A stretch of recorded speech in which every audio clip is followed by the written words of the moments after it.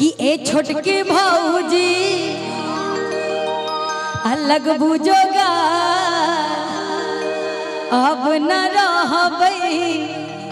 हम कुआर नी जाने हमरा की भाग लइए आहा बहिन से हमरा लब भाग लइए आहा बहिन से हमरा लब भाग लइए। कब भइल बा कि नहीं भौजी के बहिन से? अच्छा छोटकी ज्यादा ठीक लगत रही ना है हाँ? तोरे से कहता कि ए छोटके भौजी अरे लग बुझोगा अब न रहबै हम कुआर नी जाने हमरा के भाग लइए आहा बहिन से हमरा लब भाग लइए आहा बहिन से हमरा लब भाग लइए आहा बहिन से हमरा लब भाग लइए आहा बहिन से हमरा लब भाग लइए। ए छोटकी भौजी लग बुझोगा अब न रहबै हम कुआर नी जाने हमरा के भाग लइए आहा बहिन हमरा लब भाग लइए आहा बहिन से हमरा लब भाग लइए आहा बहिन से हमरा लब भाग लइए आहा बहिन से हमरा लब भाग लइए। भैया राजू भैया इतराल मैथिली। अच्छा ये बताई अच्छा ऑटो के चलावे ले जा ऑटो चलावे आवेला कि नहीं? मेला बा ज्यादातर तो कुछ उहे मार होई।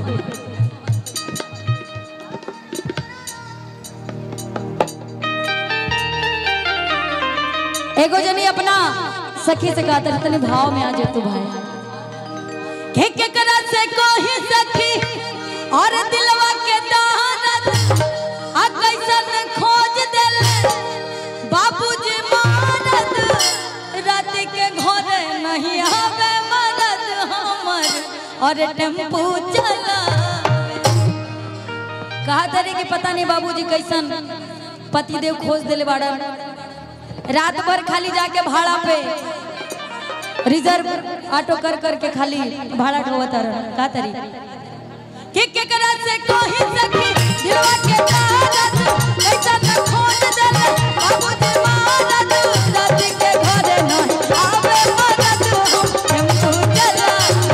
रात के घरे नहीं आवे मदद हम टेम्पू चलावे के करा से कोही सखी दिलवा के दहनत कैसन खोज देले बाबूजी मानत रात के घरे नहीं आवे मदद हम टेम्पू चलावे रात के घरे नहीं आवे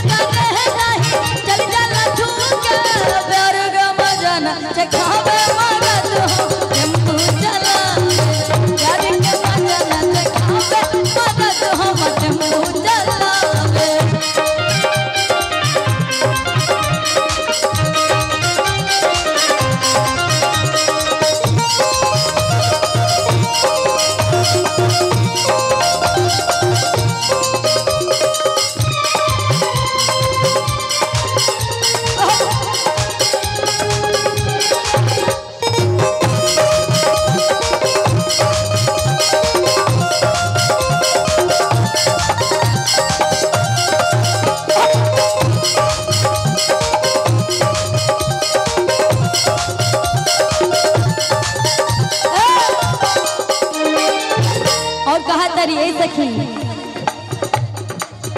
देहब लगाई यार उनका कमाई में अपना देवार संग सुतब रजाई में